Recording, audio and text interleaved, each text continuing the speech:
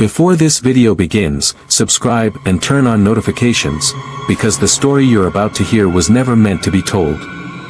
On a quiet night in 1997, an entire village in Algeria was erased while soldiers stood less than a kilometer away. Families slept behind locked doors, believing they were protected, until the screaming started. For 4 hours, no one came. No rescue. No warning. Just shadows moving house to house, and by morning, hundreds were dead. This isn't just a massacre. It's a crime buried under silence. Stay with this story until the very end, because the truth behind what happened in Rais is darker than anyone was prepared to admit. And if you believe stories like this should never be forgotten, like the video, subscribe, and share, because silence is exactly what made this possible. In the early 1990s, Algeria felt like a country holding its breath. Every city, every village, every family lived with the same unspoken fear, that the night might not end peacefully. The war did not begin with gunfire. It began with disappointment. When elections were abruptly cancelled after an Islamist party was poised to win, trust between the government and the people shattered. What followed was chaos. Armed Islamist groups declared war on the state. The state responded with overwhelming force.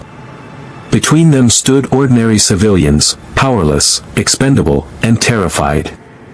Rais was one of those villages caught in the middle. A quiet agricultural settlement just south of Algiers, Rais was home to families who had lived on the same land for generations. Men worked nearby fields or commuted into the city. Women raised children, shared food, shared gossip, shared fear. Children learned early not to ask questions about politics. In Algeria then, curiosity could get you killed. At night, the village went silent. Doors were locked before sunset. Lamps were dimmed. Mothers warned children not to cry too loudly.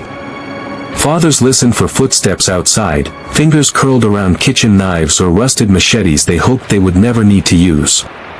Everyone knew someone who had disappeared.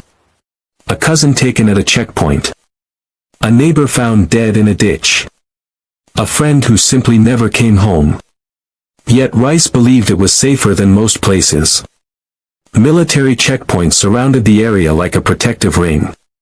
Soldiers were stationed less than a kilometer away. Armored vehicles passed through during the day. The presence of the army gave people a fragile sense of reassurance. It was a belief repeated like a prayer: if something happens, help will come. Among those who believed this was Abdelkader Ben Yahia, a 42-year-old father of 4.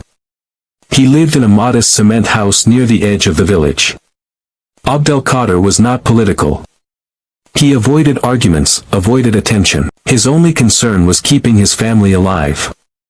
Each evening, he checked the locks twice. He taught his eldest son, Murad, where to hide if armed men ever entered the house. Stay under the bed, he told him quietly one night. Don't move. Don't speak.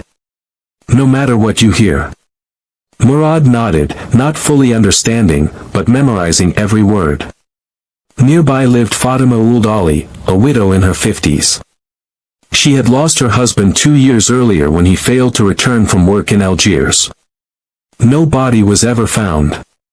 Fatima lived with her daughter Amina and Amina's 2 young children. At night, Fatima slept lightly, always listening, always ready to wake Amina at the slightest sound. There are soldiers nearby, Amina often said, trying to convince herself as much as her mother. Nothing will happen here. Fatima never replied. She had lived long enough to know that safety in Algeria was an illusion. On the evening of August 28, 1997, Rais settled into its usual nighttime routine. The air was heavy, warm. Families ate dinner early. Radios murmured softly behind closed doors. Somewhere in the village, a baby cried, then fell silent. At exactly 10:30 p.m., the power went out. Darkness swallowed Rais. At first, people assumed it was another blackout. They were common. Candles were lit. Doors remained locked. Then the dogs began to bark, not the casual barking of stray animals, but frantic, panicked howling. Abdelkader sat up in bed. His wife, Samira, reached for his arm. "Do you hear that?" she whispered. Before he could answer, there was a knock at the door. Not loud. Calm. Deliberate. Abdelkader's heart began to race. He did not move. The knock came again, firmer this time. "Open," a male voice said from outside. "Security forces." Samira's breath caught in her throat. From under the bed, Murad watched his father freeze. Abdelkader recognized something immediately. The voice was wrong. Too relaxed. Too confident. Soldiers shouted. This man did not. The knock turned into pounding. The door splintered inward. Men poured into the house. There were at least 6 of them. Some wore civilian clothes. Others wore dark uniforms that looked disturbingly similar to military attire. Their faces were partially covered. In their hands were knives, machetes, axes. Samira screamed. One of the men struck her down without hesitation. Abdelkader lunged forward, shouting his children's names. A blade flashed. He fell beside his wife, blood spreading rapidly across the floor. From beneath the bed, Murad bit into his own hand to keep from screaming. This scene repeated itself across Rais. The attackers moved from house to house with horrifying efficiency. They knocked when they felt like it. They forced doors when they didn't. In some homes, families were slaughtered in seconds. In others, the killing was slow, deliberate, almost ritualistic. Fatima's door was kicked in so violently it cracked the wall. She grabbed Amina's hand, pulling her toward the back room. "Take the children," Fatima whispered urgently. "Hide." They did not make it. The men dragged them into the courtyard. Fatima begged. Amina screamed. The children cried until they were silenced. Witnesses later said the attackers laughed. Some sang religious chants. Others argued casually among themselves about where to go next, who had already been killed, which houses were still untouched. What terrified survivors most was how unhurried they were. This was not a raid. This was an extermination. As screams echoed through the village, some residents ran toward the military checkpoints. One man, bleeding from a head wound, stumbled into the darkness, shouting for help. He claimed he saw soldiers standing behind sandbags, watching.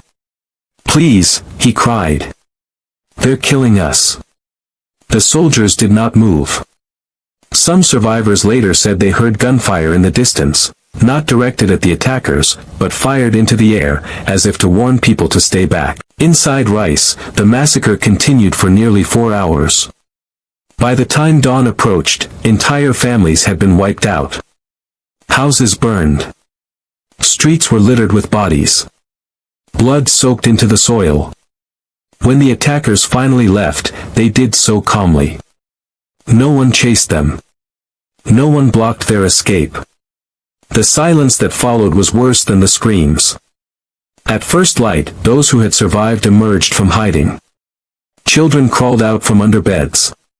Mothers searched for sons. Fathers searched for wives.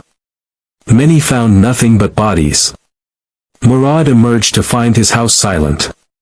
He stepped over his parents' bodies, numb, his mind refusing to process what his eyes saw. He walked outside and collapsed. Hours later, the security forces entered Rais. By then, it was too late. Officials counted bodies. The official death toll was just over 200. Survivors insisted it was far higher. Some said entire extended families were missing, erased so completely no one remained to report them dead. The government released a statement quickly. The attackers were Islamist extremists. The army had been unable to intervene in time. The area had been too dangerous. Case closed. But Rais would not stay silent. Survivors began to speak, quietly at first. They described attackers wearing military boots. They described voices they recognized. They described soldiers nearby who did nothing. Journalists attempted to investigate. Some were blocked. Others were threatened. Human rights organizations raised questions. The government dismissed them. Murad grew up with those questions burning inside him. Years later, he would say, "They told us the army was there to protect us." That night, we learned the truth. Protection depends on who you are. No full independent investigation was ever allowed. Files remained sealed.